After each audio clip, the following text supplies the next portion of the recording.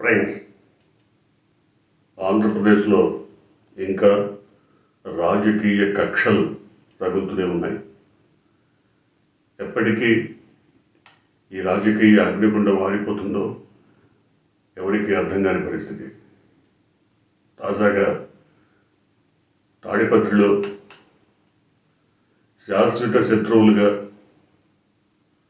ఇంకా కొనసాగుతున్న జేసీ ప్రభాకర్ రెడ్డి, పెద్దారెడ్డి వర్గాల మధ్య దాడులు, హింస ప్రజ్వరిల్లిన మాట అందరినీ కలవరపరిచింది.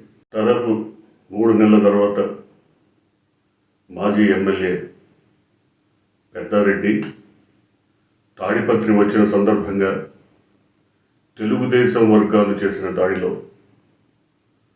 దాదాపు వైసీపీ కార్యకర్తలు గాయపడటం, వారి వైసీపీ నాయకుల ఇళ్లపై దాడులు చేయటం, ఆస్తులు ధ్వంసం చేయటం, చాలా గందరగోళం జరిగింది. ఒక హై టెన్షన్ వాతావరణం, ఉద్రిక్త వాతావరణం ఏర్పడింది. ఫలితంగా మళ్ళీ పోలీసులు రంగప్రవేశం చేయటం, ఇరు వర్గాలను చెరొక వైపు పంపించడం జరిగింది. కానీ ఈ రక్తపాతానికి లేదా ఈ దౌర్జన్యకాండకు లేదా ఈ రాజకీయ దాడులు, ప్రతిదాడులకు ఎప్పుడు ముగింపు పడుతుందో అర్థం కానటువంటి పరిస్థితి. ముఖ్యంగా పెద్దారెడ్డిని తాడిపత్రిలోకి రానివ్వకుండా అడ్డుకోవడం కోసం ప్రభాకర్ రెడ్డి వర్గీయులు చేసినటువంటి ఈ దాడి నిజానికి ప్రభుత్వం లేదా ప్రభుత్వ వర్గాలు ఇటువంటి వాటిని ఆపాలనుకుంటే ఆపచ్చు, లేదా వీటిపైన కఠినమైనటువంటి చర్యలు తీసుకున్నా ఇలాంటివి ఆగేటువంటి అవకాశం ఉంది.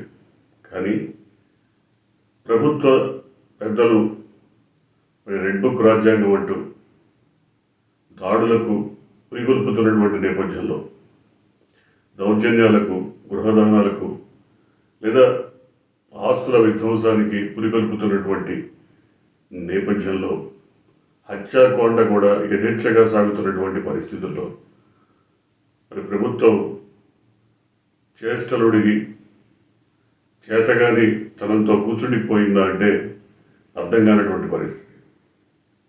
హోంమంత్రి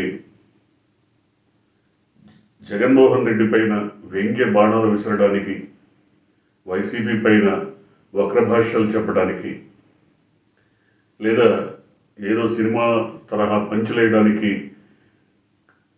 తమ కాలాన్నంతా వృధా చేస్తున్నారే కానీ నిజానికి రాష్ట్రంలో శాంతి భద్రతల పరిస్థితిని సమీక్షించి తగినటువంటి చర్యలు తీసుకున్నటువంటి దాఖలాలు ఎక్కడ కనపడవు. ఆమె శాఖకు సంబంధించి కూడా అనేక రకాల అబద్ధాలు, తెలియని వివరాలని ప్రజల్లోకి తీసుకొస్తున్నారు. ఈ పరిస్థితుల్లో ఇలాంటి ఉద్రిక్త వాతావరణం ఏర్పడినప్పుడు లేదా కొంతమంది క్షతగాత్రులైనప్పుడు, కొన్ని ఆస్తులు విధ్వంసానికి గురైనప్పుడు ఏ రకమైనటువంటి చర్యలు ప్రభుత్వం తీసుకోవాలి? బాధ్యులైన వారిని మరి వారి పక్షాన్ని నిలబడి ప్రభుత్వం కొమ్ము కాస్తే ఇలాంటి ఉద్రిక్త వాతావరణం లేదా ఇలాంటి దౌర్జన్యాలు, దాడులు, గృహదానాలు, ఆస్తుల ధ్వంసం లాంటివి పెచ్చు పెరిగిపోయేటువంటి అవకాశం ఉంది, పెచ్చరిల్లిపోయేటువంటి అవకాశం ఉంది. ఇప్పుడు అదే జరుగుతోంది. తాడిపత్రిలోకి మాజీ ఎమ్మెల్యే పెద్దారెడ్డిని రానివ్వమంటూ, ఆయన అడుగు పెడితే సహించమంటూ, ఆయన తరిమి కొడతామంటూ ప్రభాకర్ రెడ్డి వర్గీయులు చేసినటువంటి ఈ దౌర్జన్యకాండ చాలా రకాల పరిస్థితులకు దారితీసేటువంటి అవకాశం కనబడుతుంది.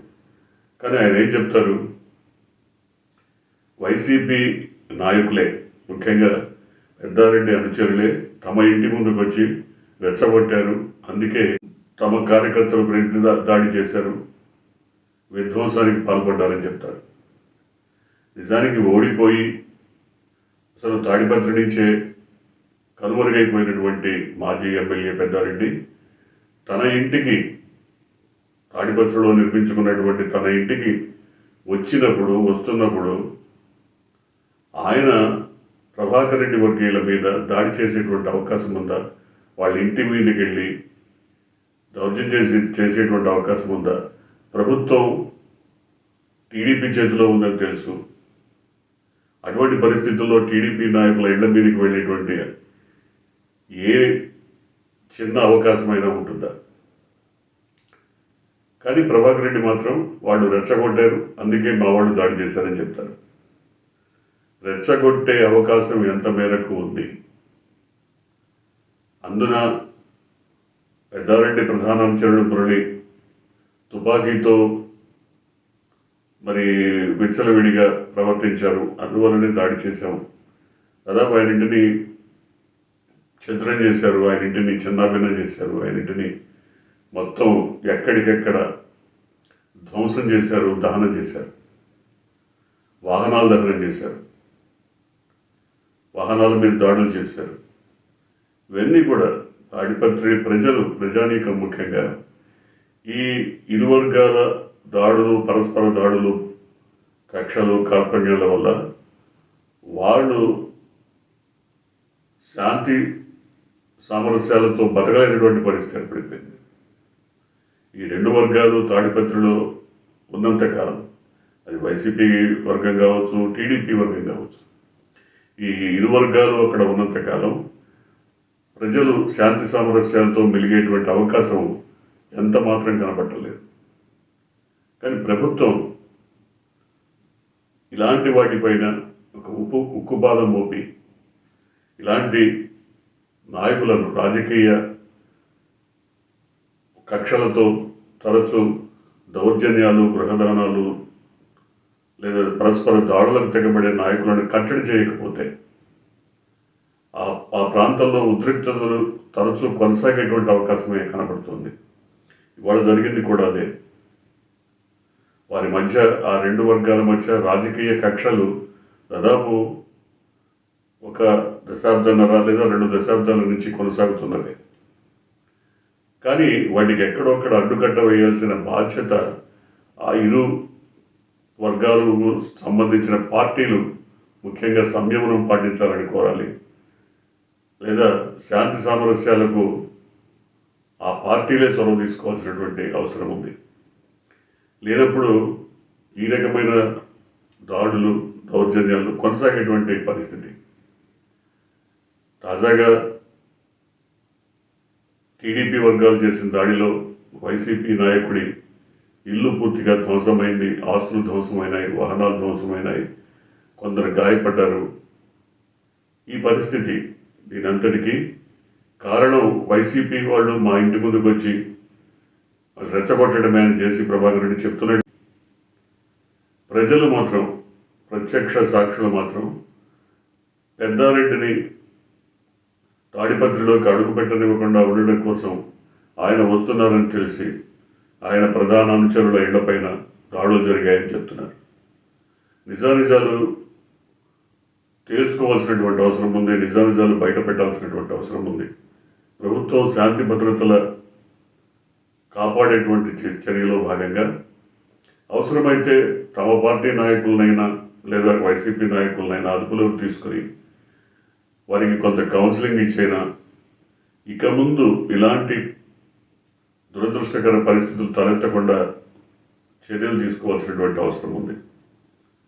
తాడిపత్రిలో జరిగినటువంటి ఇవాళ జరిగిన దాడులు, గృహ దహనాలు ఇలాంటివన్నీ కూడా ఇక ముందు ఆగిపోవాలంటే ప్రభుత్వం ఏదైనా, టీడీపీ ప్రభుత్వం అయినా, వైసీపీ ప్రభుత్వం అయినా, మరొకరైనా కఠిన చర్యలు తీసుకోవాలని మాత్రం ఆ ప్రాంత ప్రజానీకం కోరుతున్నారు. అనంతపురం జిల్లాలో రాజకీయ కక్షలు ఇప్పటివి కాదు, ఎప్పటి నుంచో కొనసాగుతున్నవే. కానీ వాటికి ఎక్కడొక్కడ చర్మగీతం పాడకపోతే అమాయకులు బలైపోతున్నటువంటి పరిస్థితి. చాలామంది అమాయకులు కేవలం చిన్న చిన్న ఘర్షణల వల్ల రాజకీయ కక్షలు పెంచుకొని వాటి వల్ల బలైపోతున్నారు. ఎక్కడో కాదు, చాలా కర్నూలు, అనంతపురం, కడప ఇలాంటి జిల్లాల్లో తమ రాజకీయ స్వార్థం కోసం పార్టీలు మరి ప్రేరేపిస్తున్నటువంటి కుట్రలో భాగంగా ఇలాంటి దురదృష్టకర సంఘటనలు జరుగుతున్నాయి. ఇప్పటికైనా రాజకీయ పార్టీలు సంయమనం పాటించమని తమ నాయకుల్ని కోరకపోతే ఇలాంటి వాతావరణం ఇక ముందు కూడా కొనసాగుతుంది. ఇప్పటికే రాష్ట్రాల్లో ఆంధ్రప్రదేశ్ అంతటా కూడా పెచ్చరిల్లిపోయినటువంటి దాడులు, పెచ్చరిల్లిపోయినటువంటి దౌర్జన్యాలు, గృహదహనాలు, ఆస్తుల విధ్వంసం, హత్యాకాండ ఇవన్నీ కూడా నేషన్ అటెన్షన్ని కూడా గ్రాప్ చేసే పరిస్థితి వచ్చింది. జాతీయ స్థాయిలో భారతదేశం యావత్తు కూడా ఆంధ్రప్రదేశ్ వైపు చూసేటువంటి పరిస్థితి ఏర్పడింది. ఇప్పటికైనా ప్రభుత్వం మేల్కొని వీటన్నిటిని కట్టడి చేస్తుందని భావిద్దాం. చూద్దాం ఏం జరగబోతుందో.